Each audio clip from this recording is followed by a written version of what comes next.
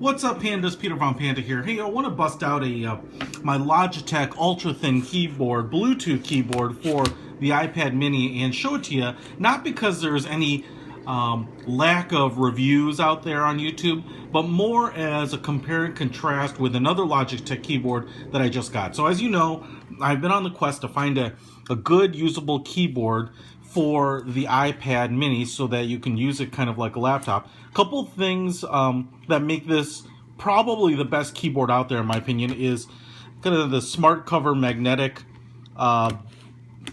spine here, and it does snap in pretty well. It does center the iPad very nicely and closes it up. There is a magnet to turn on that iPad when you open it up, as you can see there.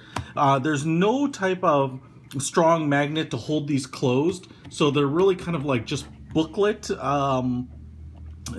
folder portfolio type of closure here. It will flop open. The nice thing is the slot here on the iPad, on the keyboard, will hold the iPad in place. Now, there's two issues with this.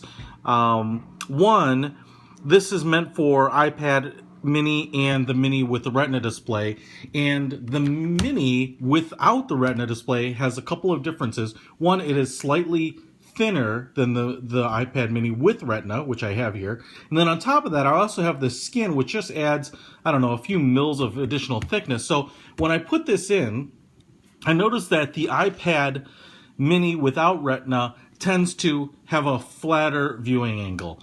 And that's kind of my criticism here, is that with this mini, and let's say I'm sitting at a table, this is where I'd have the iPad, and I'm holding the camera right up to my eyes. You can see that you're definitely looking down on the iPad. If the iPad were tilted up here, boom, you can see my reflection even. That would be kind of the more perfect angle, but you're kind of stuck with what it is. There's a couple of ways that I would have improved this if I had been Logitech, and I think the problem is that the battery for the keyboard is in here. But I may have pushed the keys down here or shrunk the battery up here to put in two different channels. One channel that has a more vertical angle and a second channel right behind it, so I could use this more vertical angle, or a second channel which might have had a deeper, shallower angle. And actually you might want to reverse them so that you have more more material back here to counter the additional weight and overhang of an iPad with a deep angle.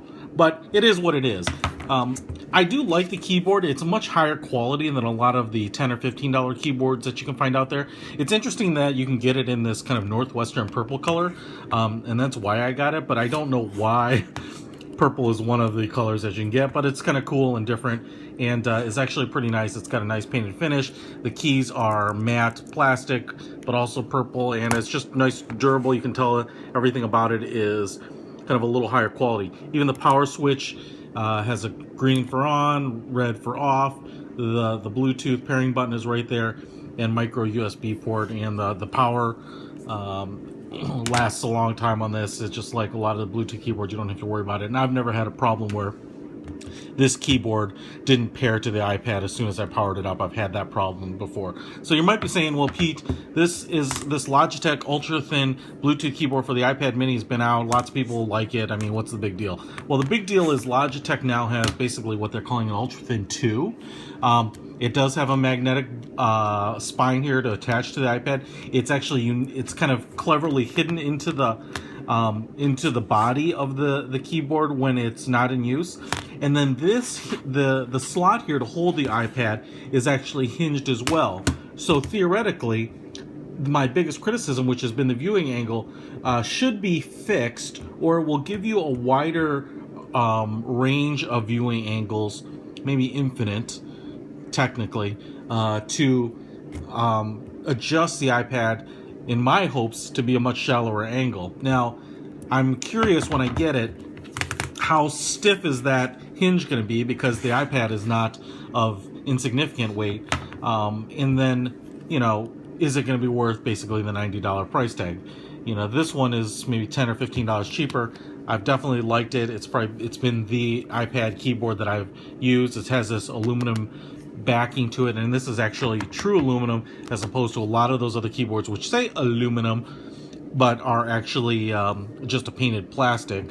And then it has these kind of very soft plastic feet. They aren't rubberized, but just dots really more than anything else. But the keyboard slides. So I'd actually probably have appreciated a little bit more of a rubber padded feet there, but like I said, probably the best keyboard for the iPad mini I've seen.